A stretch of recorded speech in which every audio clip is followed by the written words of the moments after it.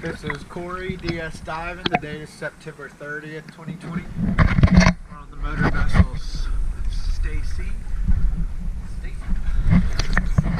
We just got finished cleaning her up. The hull cleaned up really nice. Really good paint still.